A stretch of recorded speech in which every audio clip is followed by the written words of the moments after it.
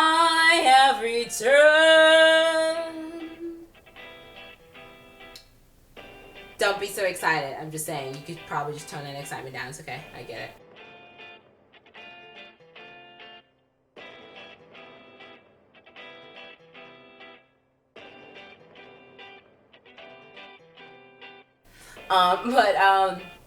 This episode is another story time with Cadma. It's part story time, and it's also part my concern about a few things, and also bringing up some awareness to a website that's actually freedomladder.org. Basically, I wanted to talk about this creepy superpower that I have that I am definitely terrified of getting me into trouble, because I'm pretty sure at some point it's probably going to accidentally happen. It's when children follow me. Okay, listen very carefully. I'm walking my dog, right? So I'm walking him. We'll go up a block. Someone's like, psst, look behind you. You know, when you're like, your spidey senses be tingling, they be like, look behind you. And I'm like, got my dog, got my music. Oh, let me look behind me. Is there a mugger? Is there a mugger behind me? No. There are two children, boy and a girl, following me. Like it's nothing. And they're walking behind me because they're following me because of the dog. I had no clue. I had actually almost just crossed the street, which startled me the most because I didn't even realize they were behind me, and had a car been coming, and if they kept following me, I mean, you have no idea how much that would have killed me inside. It would be like, I should have been watching, even though they're not my kids and they shouldn't have been following me to begin with. But the part that amazed me the most was the fact that I asked these kids, where's your mother and dad? Like, what's going on? Where's mommy and daddy? Oh, they're over there! Down the block! You know, now I got two of my answers. Mom and dad don't know you're here, and two, you've been following me for a whole entire block, and this isn't like a short block. I mean like real New York City, Manhattan long blocks. And then it wasn't until I stopped at the corner actually talking to them long enough that the parents come outside of their home and they're like, get over here! Like they're screaming at them as if the kids have done something wrong, but then part of me is kind of like, shouldn't you have been watching them? You know, and it happens with me quite often. And for me, it's kind of weird.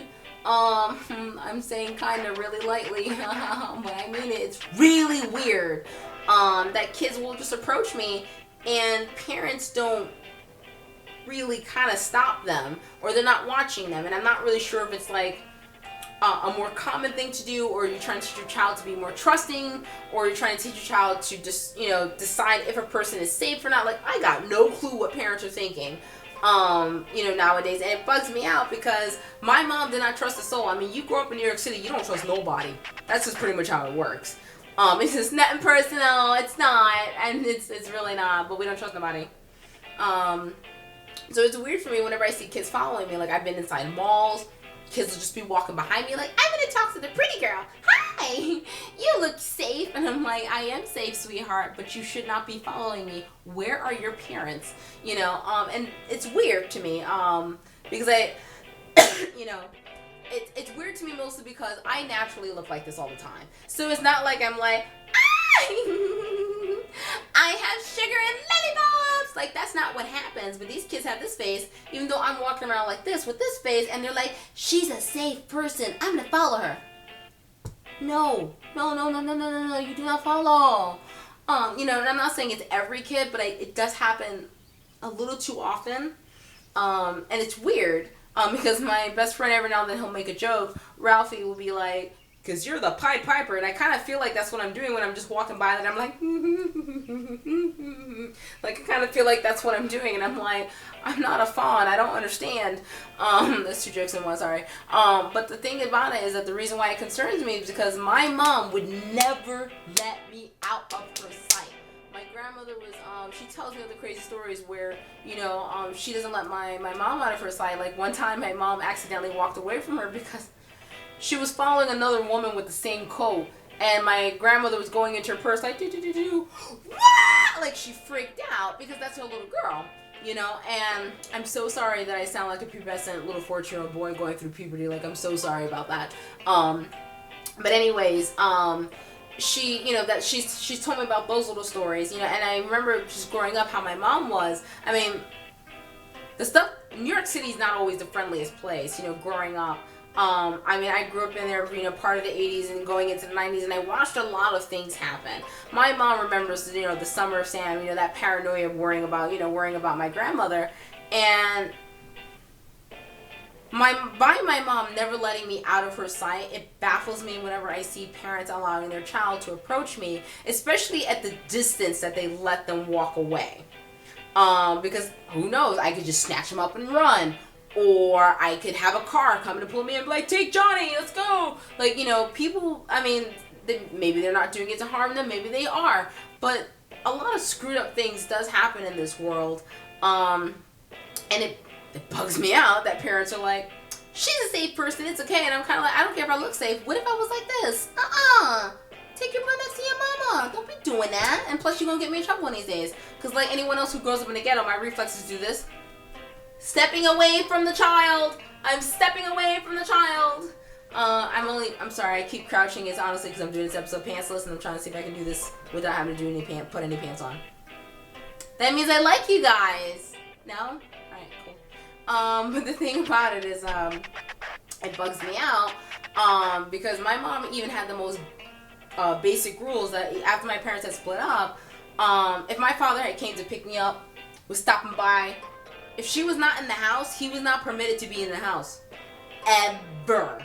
And my father agreed with this rule because he understood that she had to be physically in the house before he could even come in. My mom had an ex-boyfriend who actually got mad at me. I'm in high school and I knew what the rule is. You don't open the door for strangers. You do not talk to strangers. Like, I understood what the rule, you know, how that all works. It's probably why I'm so antisocial. I'm just kidding. I'm kidding, Mom. I'm kidding. You knew I didn't like people to begin with. I'm just... she had a boyfriend, he basically had knocked on the door, right? And he wanted to use the bathroom, and he's like, you have to let me in. And I can see him outside the window, and I'm like, McDonald's is on 233rd Street by White Plains. Go there, come back. You got a car? Like, that was my reflex. And he was genuinely pissed off with me, because I wouldn't let him into the house. And I was like, first of all, I'm terrified of my mother, so if I let you in the house, I gotta deal with her. So you can just go find a tree and leave anyway, because I don't like you anyway. I don't like you with her anyway. And if you're watching this, no, I've never liked you, and you knew this. It wasn't a surprise. I had to work real hard to get rid of you. Just saying. I have no shame whatsoever, because I didn't like anyone that my mom was ever dating, ever. There's only one that I approved of, and she didn't even date that dude, which I don't even think is cool. But the thing about it, like, that was her rule. If my own father could not be allowed into the house to use the bathroom, if she's not physically present, what makes you think you're not allowed? And he donated DNA. Like, come on, get out of here, bro. You know, if I went to the park, my mom, if I even went to the other side of the park, she would grab all her belongings and move to the nearest bench and keep her eye on me. If she was not, you know, physically with me actually playing, you know. But she was very, very big on this. And it's creepy to me because I'm like, why are you following me? Where are your parents? Like, is this something like that's new? Am I the only other, you know, who? I want to know of the other people. I want to know about the other people who have this creepy superpower too, where kids are like, I'm gonna follow you. Ah, you're safe, and you're like, I am safe, but it's not that. That's not kosher, baby. That's not good. You know, and I just, the reason why I'm also bringing this up is because I actually had the wonderful opportunity of meeting Irina Shabayeva for a big fashion show that she was doing, along with a bunch of other amazing designers. Oh wait, hold on, I gotta run a clip. That clip is from the Halloween episode show that they did, basically where, that's Tom in the movie, by the way, basically discussing about his website, which is www.freedomladder.org. What it does is that a lot of these fashion shows raise money and funds in order to bring awareness to human trafficking, especially in the way of teaching children in a friendly, kids kind of way to be aware of their surroundings. Because my mom was the same way. She was like, you gotta watch people, you gotta do this, you gotta do that. You know what I mean? Well, I'm just like, I just want to play. And she's like, you need to know this. Because my mom had this one rule: if I die tomorrow, I need to know that you do these things. You know, years down the road, I'm always like, you know, knock on wood, but if that ever happened, you don't think I'd ever really figure that out? Alright, whatever, cool, I'll just make a note. You know, because my mom wasn't just into stranger danger, stranger danger. It wasn't just that. She was just flat out like, if someone tries to grab you, she wanted to make sure that I can get out of the hole. She wanted me kicking, screaming, biting. She's like, if you need a weapon, you get the weapon. You know, we grew up in New York City. So, you know, my father would always be like, that's a little overboard. But my mom was like, no, because if someone's trying to snatch her, I need her to know that she has the permission to kill someone if she needs to. You know, and unfortunately, it happens a lot. You know, there was one time where I actually almost was snatched up. I was actually sleeping in the back of my father's car, and my uncle, he literally stepped the distance that I am standing from here to my camera. Not much of a distance. Some guy bolted in, literally jumped into the car and was driving off with the car. My uncle grabbed him and wouldn't stop fighting with him. My mom and dad were actually inside of the store. My mom comes out, my father comes out, and they realize there's a scuffle going on because this dude's trying to steal my father's car. I'm in the back, knocked out completely. The shaking of the car when this guy was actually using the car door to hit my uncle's shoulder. And it wasn't until that, like, I remember, like, finally waking up, like, what's going on? It was like a nap, because, you know, when you were a kid, you could take naps everywhere. God, I miss those days. Or at least that part of being a kid. But yeah, I remember looking in the driver's seat going, you are not my father. Okay, rule is jump out of the car if necessary. And I was thinking about jumping out of the car, and that's what I was preparing to do until the guy decided to run off because he saw my mother coming. Like anyone else who came near me and breathed near me, they see my mother coming, they're like, I swear to God, I'm not doing anything. Like, because my mom, she like smiles, she has like that rich people laugh.